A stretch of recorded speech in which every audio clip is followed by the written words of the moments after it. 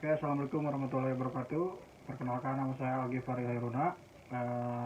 Video ini dibuat untuk mempresentasikan tugas UTS saya untuk mata kuliah kewirausahaan desain dengan dosen pengampu Bapak Waska Warita dan Pak Yudi. Untuk bisnis plan yang saya itu latar belakangnya itu sebenarnya lebih ke sales partnernya dari James Buggy. Yang pertama, James Buggy itu sebuah brand asal dari Bandung yang didirikan dari tahun 2017 yang dipengaruhi oleh subkultur pop dan modern military. Dari logonya itu udah kelihatannya dari helm medieval. Nah, dari logonya tuh mengapresiasikan karakter yang unik dan memadukan kekuatan sentuhan yang berkelas. Jadi si icon helm prajurit ini pun memiliki ekor yang terinspirasi dari keberanian para pejuang di zaman dahulu, khususnya di zaman besi. Dengan ide tersebut, James Buggy menjadi simbol yang kuat, elegan dan juga ikonik. Jadi akhirnya pun menciptakan gaya hidup baru dengan fashion.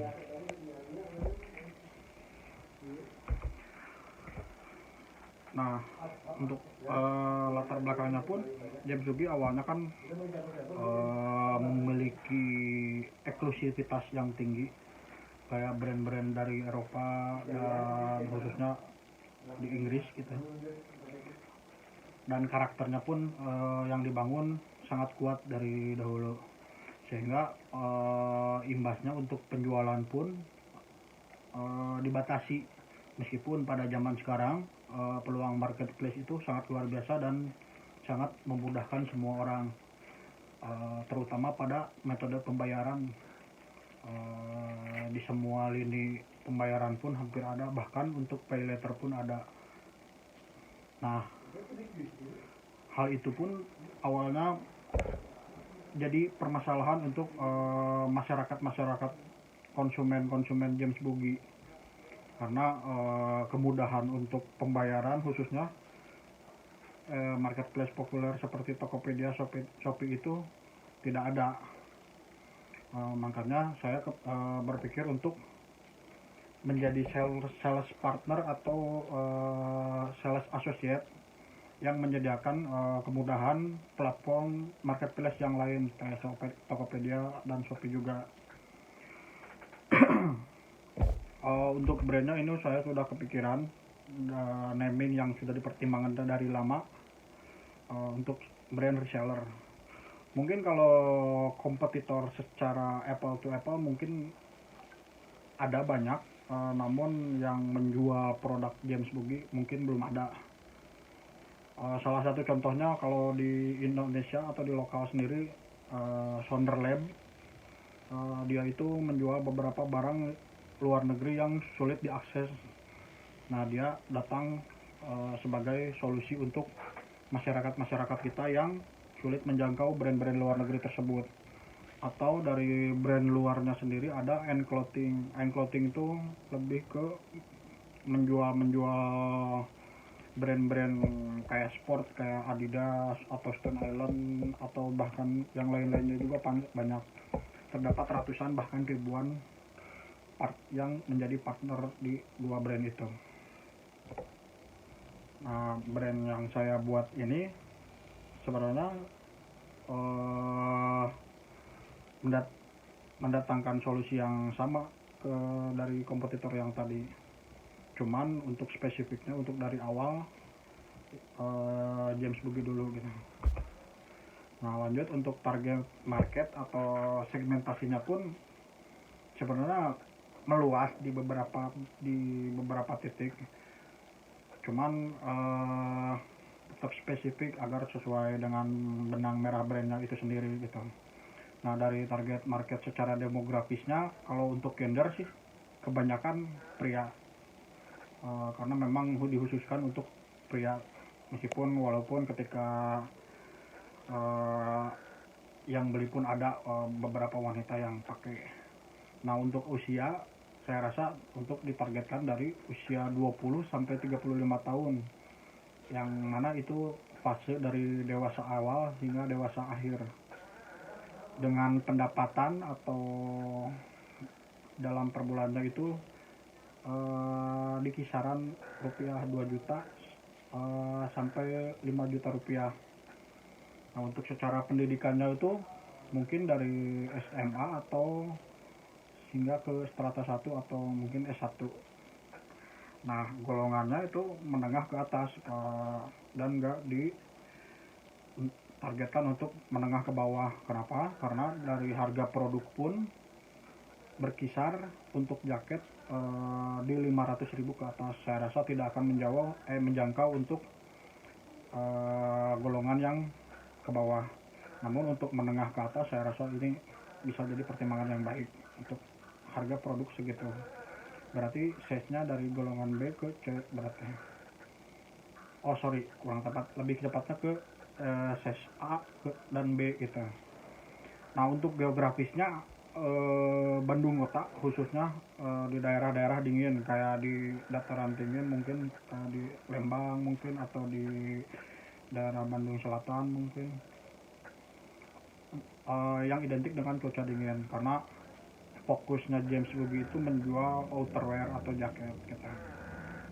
Nah untuk psikografisnya consumer behavior-nya mungkin lebih ke anak-anak muda ya kali yang mengadopsi subkultur British, khususnya ada, tapi sangat meluas kayak ada casual, mods ataupun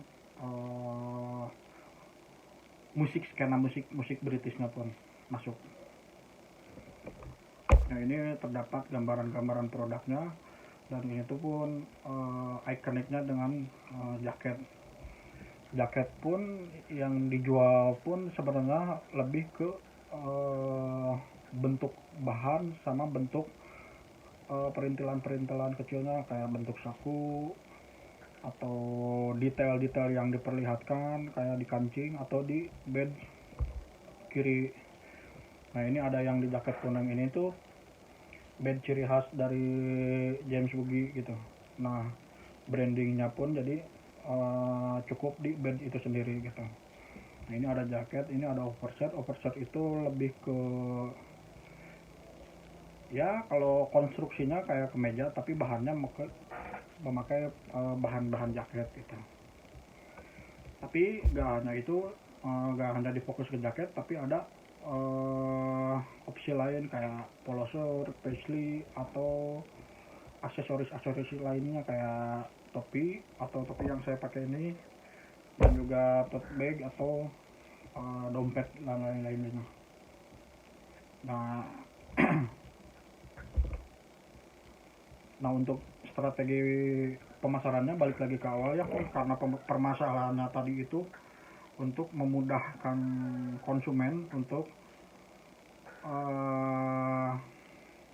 bertransaksi dalam kemudahan. Salah satunya ya di lewat marketplace populer di Indonesia, Shopee, Tokopedia, Lazada ataupun lain-lain yang mendukung dalam garis besar semua pembayaran termasuk pay later. Nah untuk potensi keuntungan, karena kompetitornya serupa mungkin, tapi sebenarnya tidak satu arah dan tidak menjual produk yang sama. Secara konsep mungkin sama, tapi brand Sonderlab yang Clothing itu benar-benar menjual produk luar negeri yang mungkin sulit dijangkau. Nah kalau saya itu lebih ke menjual produk dalam negeri yang notabene-nya bisa dijangkau aja, tapi dengan kemudahan tertentu gitu. Nah untuk margin dan keuntungan yang didapat adalah fee 20% dari James Buggy langsung per produk dengan markup harga ulang dari aslinya 10% gitu. Jadi kalau misalnya harga jualnya 500.000 berarti saya markup naik 10%. Nah untuk perluasan bisnis kedepannya saya rasa mungkin kurang lebih sama ya kayak Sonderlab atau Clothing, atau lebih spesifiknya Sonderlab sih untuk jangka panjang ke depannya. Jadi kedepannya pun kayak nggak akan brand James Bobby doang, jadi brand-brand lokal di Indonesia pun akan diperbanyak, khususnya brand-brand yang memang punya eksklusivitas yang tinggi atau barang yang cepat habis atau yang sulit dijangkau. Kalau dari luar negeri mungkin ada beberapa untuk kedepannya, tapi kayak Sonderlab juga mungkin ada beberapa merchandise dari ininya pun dijual kayak kaos gitu dan atas nama brand sendiri gitu. Nah, mungkin itu aja. Terima kasih. Assalamualaikum warahmatullahi wabarakatuh.